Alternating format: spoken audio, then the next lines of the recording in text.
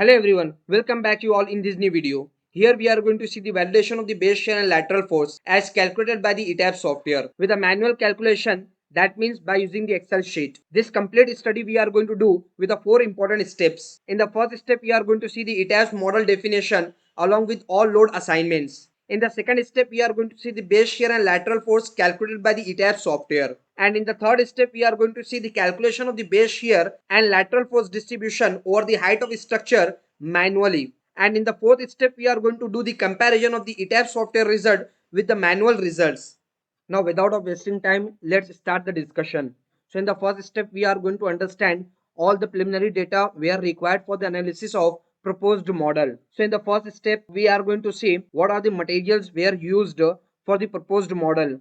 So here we have used M20 grade of concrete and Fe415 grade of steel, and the sizes of all the columns were used for the modeling as 230 by 500 in mm. The sizes of all the beams were used as 230 by 500 in mm. The depth of the modeled slab is 130 mm. The number of levels. So here not the floors actually has been defined. Here we have defined the number of levels. So this is the first level, this is the second level, and this is your third level. So total number of levels for the proposed model is actually 3 numbers, and the floor to floor height between the two levels is actually considered as 3 meter. So total height of the structure is going to become 9 meter. The infill wall loads were assigned to all the beams as 9.71 kilonewton per running meter. The wall load that actually we have to consider over the beam already has been assigned to the proposed model. The live load to all the slabs are actually considered as 2 kilonewton per meter square. The floor finish load over the slab is considered as 1.5 kilonewton per meter square. The type of frame here it is considered as ordinary moment resisting frame, and as per IS 1893/2016, the code has suggested to consider the response reduction factor as 3 for the ordinary moment resisting frame. It is required for defining the earthquake load in your ETAP software. The seismic zone we are going to consider for this study as zone 5. So for that zone factor is going to become 0.36. The type of soil we are needed to consider as medium stiff soil, and the fundamental time period were calculated manually, and the value we are getting for the x direction as 0.2561 in second, and in y direction by mistake here it is written as x, in actual it is y. So fundamental time period in y direction is calculated as 0.3307.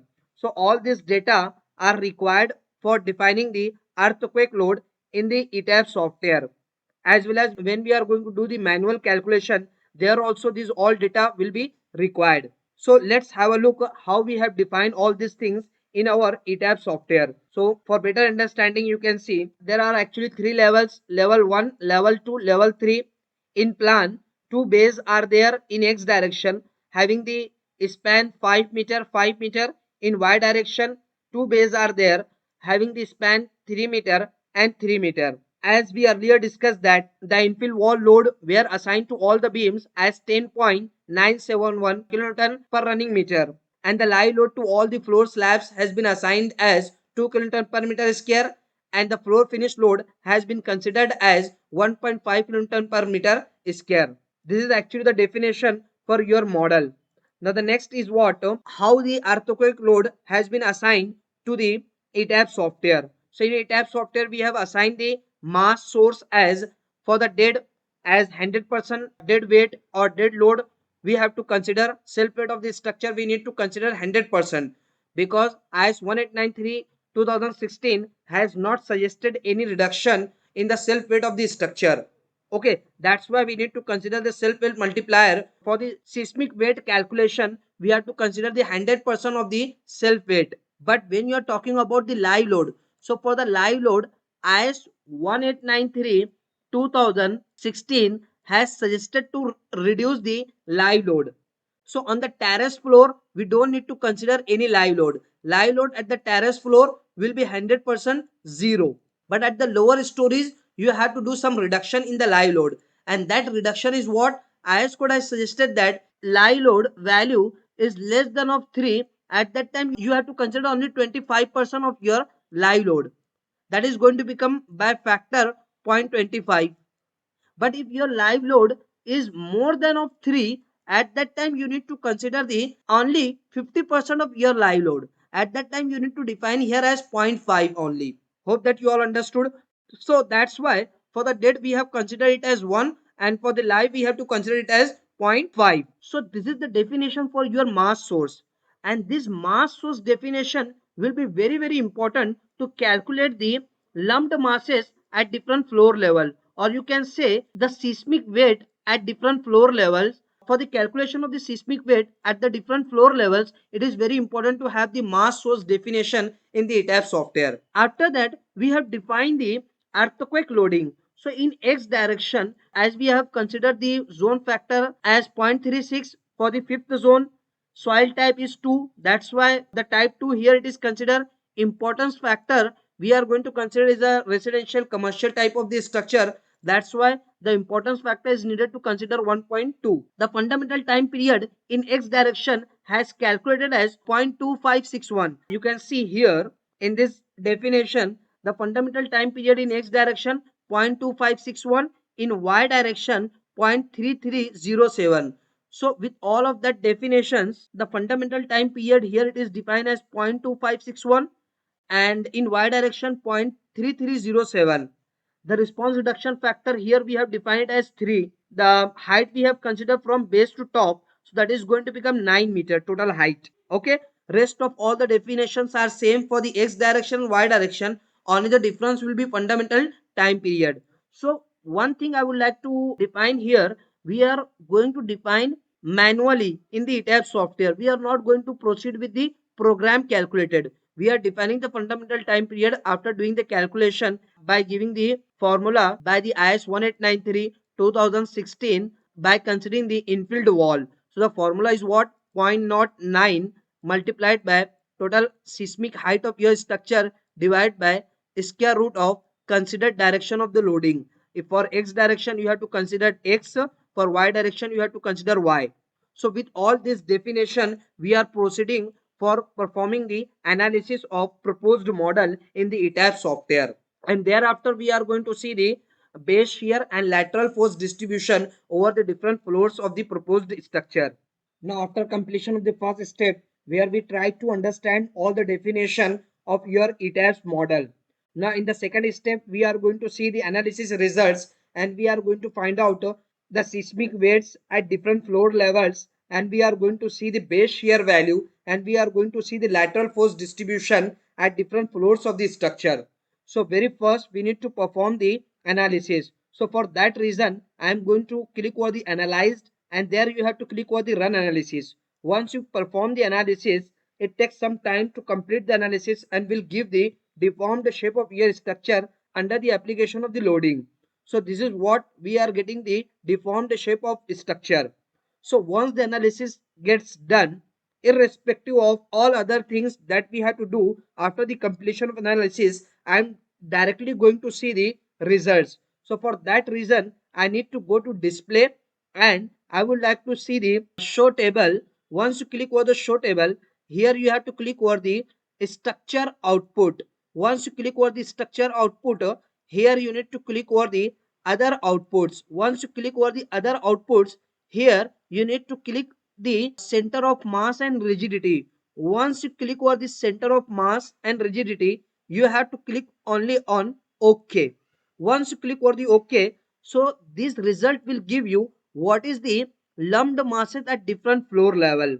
Again, I would like to repeat what does mean by the lumped masses. So actually the mass at these different floor levels, seismic mass or seismic weight at different floor levels are called as lumped masses. Okay, so at this level, how much the lumped mass? So in kg, 102,687.28 kg. If you would like to convert in kilonewton, so the conversion factor is going to become 101.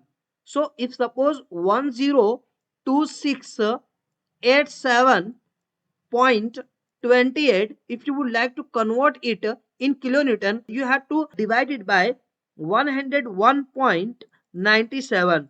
So if you divide it by 101.97, you will get the value in kilonewton. So that we will do on later stage when we are going to do the manual calculation. So as we earlier discussed that the value at this story 1, at this first story, the value is what? 102,687.28 kg, and the next floor it is again same, but at this terrace level this value is little bit different and it is less. Why it is less? Because at this level there is no consideration of live load. At the lower floors there is a consideration of the live load, there is the addition of the live load, but IS 1893 2016 has given the exception to consider the live load at the terrace level. That's why the mass or lumped weight at this terrace level is less in comparison of these two levels. So how these values are coming, we will try to understand when we are doing the manual calculation. So right now I'm just giving the view what is the value where calculated by ETAP software. Thereafter I would like to see the base shear value. So for that reason I need to go to display and then here story response. Once you click on this story response and I want to see the base shear value, so you need to click over the story shears. Once you click over this story shear and thereafter you need to click over this earthquake in x direction. Once you click over the earthquake in x direction, now here you can find how much the base shear value were calculated in x direction, 536.8 kilonewton. This is the base shear value were calculated by the ETAP software in x direction. Now I would like to see the base shear value were calculated in y direction. So for the y direction again the value is same. So why these values are same, I will explain that also in detail when we are doing the manual calculation. So the base shear value here we are getting 536.8. Now I would like to see the lateral force distribution over the different floors. So we are actually having three levels as first, second and third. So how much the lateral force due to distribution of this base shear value over the floors. So for that reason I am going to click over this and here auto lateral load to diaphragms. Once you click over this, now here lateral force at this third floor, how much that I can take my cursor here. So it is giving the value lateral force is about to 340.21. You can see here at the top.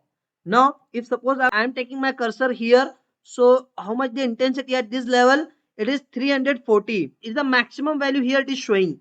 Now in respect of my cursor movement it is showing the value here above to that. So for that reason I want to have your concentration here. So I am taking my cursor here. See what is the value? 157.26, and thereafter I am taking my cursor here. What is the value? It is 39.3. So these are the lateral forces at different story. So the base shear value is going to be distributed over the height at different floors, and the maximum lateral force we are getting at the top story, and as we move down the value of the lateral forces are going to be decreasing, and the same result we will get in the y direction also. Why? It is because the base shear value is same in both the direction just now we have seen. Now this is what the software calculation or software result for the lateral force and base shear. Now we are going to see all this calculation manually. Now let's start the discussion for the manual calculation. So in manual calculation, in first step we have to do the dead load calculation at different floor levels. So there are basically three levels as we earlier have seen. So at three levels we have to calculate what are the self weight at different floor levels. So very first the slab element is there. So we are going to calculate how much the self weight of the slab. So at the floor level if you are going to see in your model, so in your model basically four slabs are present at every floors. So for that reason I am going to put the number of slabs as 4, and thereafter we have to put the dimensions of the slab or dimension of the one slab. So there are totally how many slabs? 4 slabs are there. Each slabs are having the dimension in x direction as 5 meter. So that's why I'm going to put as 5. In y direction the dimension is actually 3 meter. That's why I'm going to put 3 meter, and depth of the slab is 130 mm. So in meter it is going to become 0.13 meter. The material, because it is the RCC element, that's why the density of the RCC element we are knowing very well. It is 25 kilonewton per meter cube.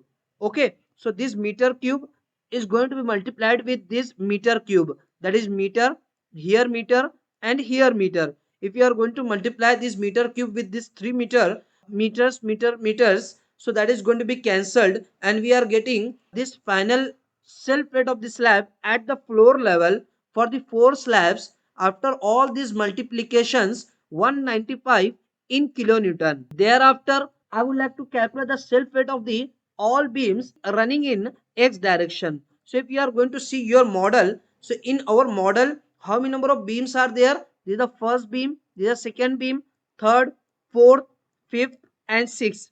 Total number of 6 beams are present in x direction, having the size 230 by 350. So for that reason, I am going to put the span of the beam in x direction as 5, width is 0.23, depth is 0.35 in meter, and again the material as 25 kilonewton per meter cube. And how many number of beams are there? 6 number of beams. So total self weight is going to become, for all the beams which is running in x direction at one floor, it is going to become what? 60.38 kilonewton. Now all the beams running in y direction. Again for the y direction, how many number of beams? 2, 3, 4, 5, and 6. Total 6 number of beams are there in y direction also, and the span is 3 meter. Width of the beam 0.23, depth of the beam is 0.35, and concrete density is 25. Total number of beams in y direction also it is 6. So total weight of all the beams running in y direction is 36.23 in kilonewton. Thereafter, column weight at one floor, how many number of columns are present at one floor? Total 9 number of columns are there. In one line 3, then second 3, and then 3. Total is going to become 9 number of columns, and the sizes of the column is 230 by 500. Total floor to floor height is 3 meter, and we are going to subtract the depth of the beam. Subtracting the depth of the beam, so actually the clear height of the column is going to become 2.65. Total is 3 meter minus this 0.35 is the depth of beam. If you are going to subtract it, you will get the value of the column height as 2.65. So one column is having the height of 2.65 for one floor, and the size of the column is 230, means 0.23, 500 mm, that is going to become 0.5. And these 3 dimensions we have to multiply with the density of the material with which this column is what? Casted. So it is the concrete, so the density is 25. And how many number of columns at one floor is 9 number of columns are there. That's why after multiplication of all these values, we are getting the weight of the column at one floor as 68.57 for all 9 columns. Thereafter, imposed load. How much the imposed loads are? So for all the beams which is running in x direction, we have assigned the intensity of the infill wall load as 10.971, and the span of the beam is what? 5 meter in x direction. So 5, this is what? Kilonewton per running meter. And if suppose we are going to multiply it with the span of the beam as 5 meter, so this meter get cancelled, we will get the value of the load as in kilonewton. So the same calculation we are going to do here. So what value we are getting? So all the beams which is running in x direction is having the span as 5 meter, which is going to be multiplied with the material as 10.971 is the intensity of the loading. It is not actually the material, it is the intensity of the loading. So after this multiplication of 10.97 with 5 along with the number of beams in x direction, how many number of beams are there in x direction? Again it is the 6 numbers. That's why we are getting the value as 329.13 in kilonewton. Likewise, the calculation for the y direction has been done. We are getting the value of 197.48 because the same intensity of the loading for all the beams for the y direction, and the same number of beams are there. That's why we are getting the value as 197 because the span is less in comparison of the x direction. And in the last, we have to do the calculation for the imposed load, that is the floor finish load. So for all the slabs, the floor finish load is considered as 1.5 kilonewton per meter square. So we have to multiply this value with the area of the slab. So one slab is having the area width as 3 meter, length is 5 meter, one slab. And like that we are having 4 slabs at each floor. So 4 numbers. So if we are going to multiply these all values, we are getting the intensity or self weight at the floor level for the slabs only as 90 kilonewton. If we are going to add all these values, we are getting finally the total self weight at the floor level as 976.78 kilonewton. Next, we have to calculate the live load. For the live load, it's very simple. What to do? The live load for all the slabs, the intensity has been considered as 2 kilonewton per meter square. We have to multiply it with the area. So span of the slab in x direction is 5 meter, width is 3 meter. If you are going to multiply it, you will get the value in kilonewton. But at the one floor level, there is not only one slab, there are totally 4 slabs. That's why at the floor level, total live load is going to become 120 in kilonewton. In kgs, it is going to become 12,236.4 in kg. But we are not going to focus on the value in kg. We are going to focus only in kilonewton. That's why we are having the intensity of the loading at one floor as a live load as 120 kilonewton. Right. So self weight at the floor level is 976.78 and live load at one floor level 120 kilonewton at the floor level. Right. Now next we are going to do the calculation for the seismic weights at different floor levels, lumped masses at different floor levels. So as per the IS 1893 2016, the code has suggested to consider no live load at the terrace level. That's why only what we are going to do, we are going to consider self weight at the floor level at the terrace 976.78 here, only the self weight. Now at the second we have to add this 976 plus how much we have to consider the 25% of this live load, 25%, not the complete. If you are going to add this both value 976.78 plus 120, so that is going to become what? Let's check. So finally at the terrace level we don't need to consider any live load, but at the first and second floor we have to consider only 25% of this 120 kilonewton. So for that reason what I'm going to do, I'm going to consider the 25%. So that is going to become 0.25 multiplied by this total live load as 120 kilonewton at one floor. If we are going to see the result for this, so we are getting as 30 kilonewton live load needed to be considered for the first and second floor. At the terrace level, there is no discussion to consider the live load, right? Now 30 plus self weight is 976.78. That will be equal to this value is going to become 1006.78, that here it is considered. So at the first floor as well as at the second floor, the value will be same. Now thereafter we have to proceed with the further calculation. That is what? The height of the floor, cumulative height of the floor at the first level it is 3 meter. At the second level, the second floor is at a height of 6 meter. The third floor is at a height of 9 meter. Now you have to multiply it with their respective weight, with their respective height square. You are getting the value in kilonewton this much. Okay, so you have to do for this floor, you have to do for this floor, you have to do for this floor. Okay, after doing this calculation we are getting the value here. You have to add all these three values to have the summation value.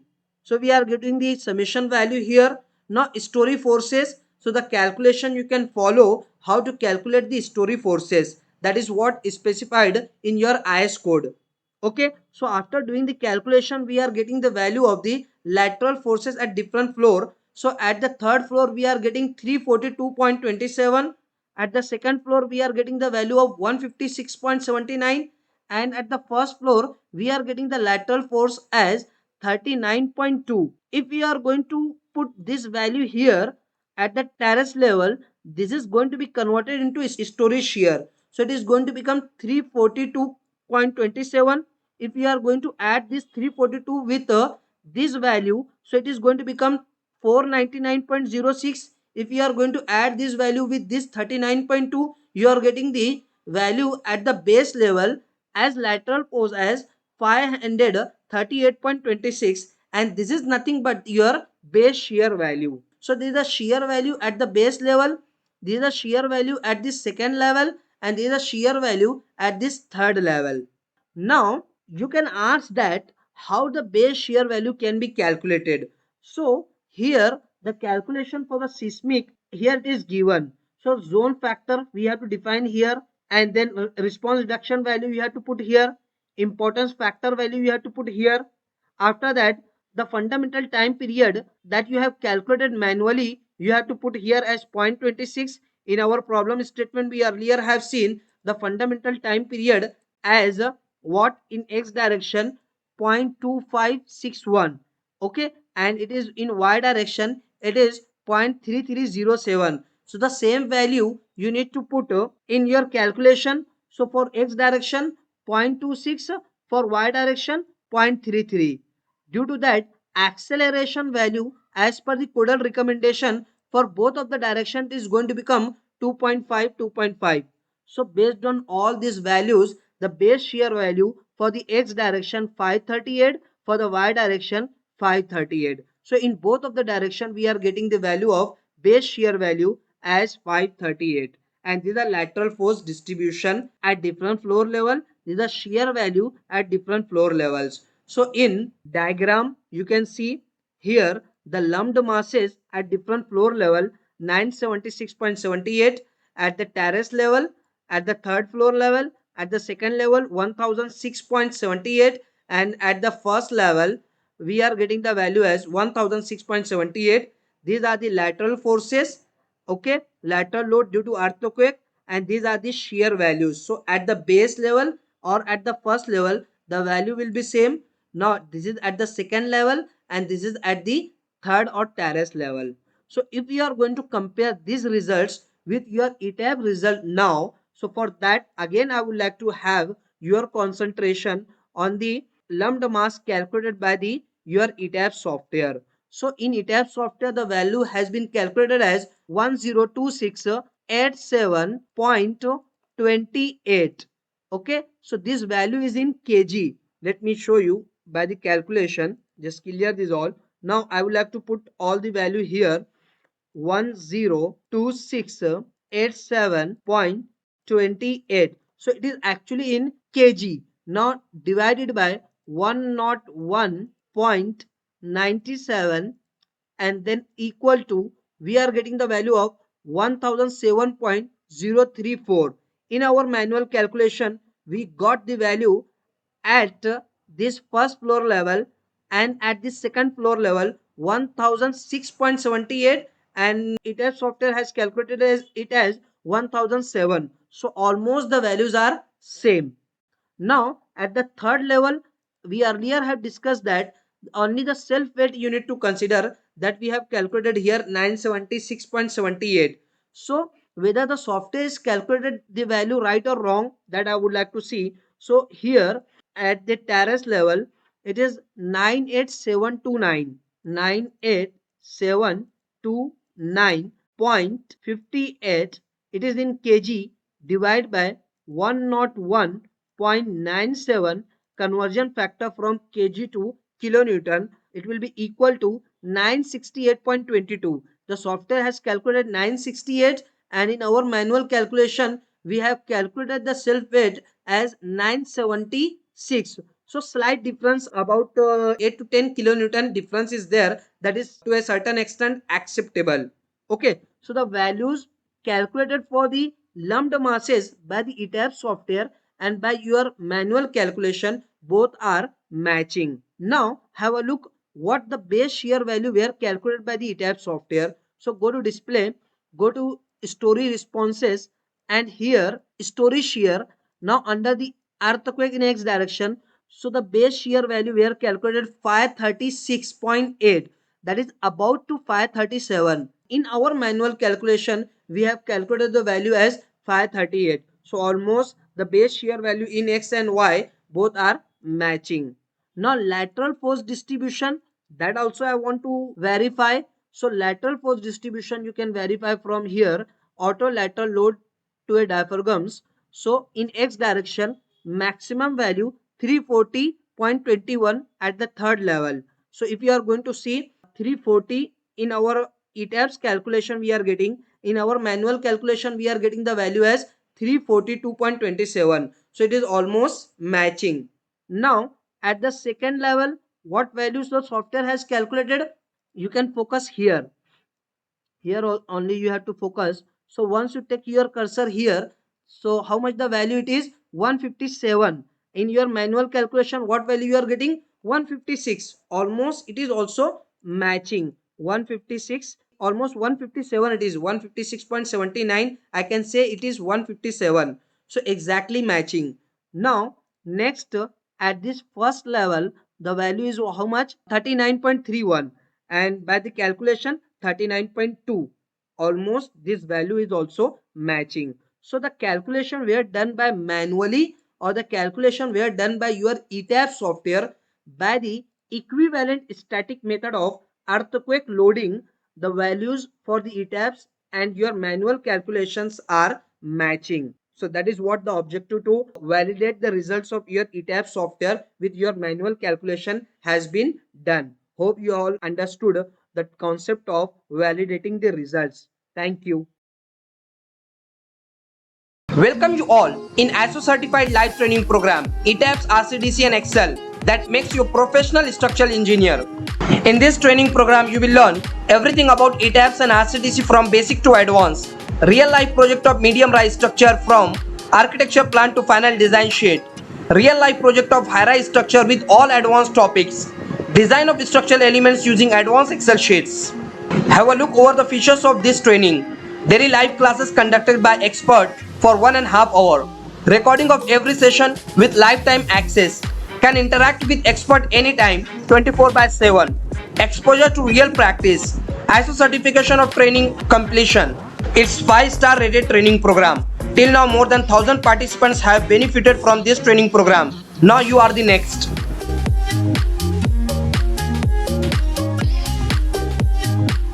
Hello everyone, welcome you all in a new ISO certified live training program, design of substructure using CSI Safe, Excel and manual. In this training program you will learn all about the concept of substructure design, commands in CSI Safe software for the substructure design, validation of CSI Safe result with your manual and advanced Excel sheets. This training program will cover 4 real life projects. In the first and second we will cover all the types of isolated foundation in CSI Safe software. In the third real life project we will cover the raft foundation, and in the fourth real life project there will be the coverage of pile and pile cap design of basement wall, and at the end of this training program you will learn how to prepare the final design sheet for the site execution. Have a look over the features of this training. Daily live classes conducted by expert. Recording of every session. Can interact with expert anytime. Exposure to real practice. ISO certification of training. It's 5-star rated training program. Till now more than 1,000 participants have benefited from this training program. Now you are the next.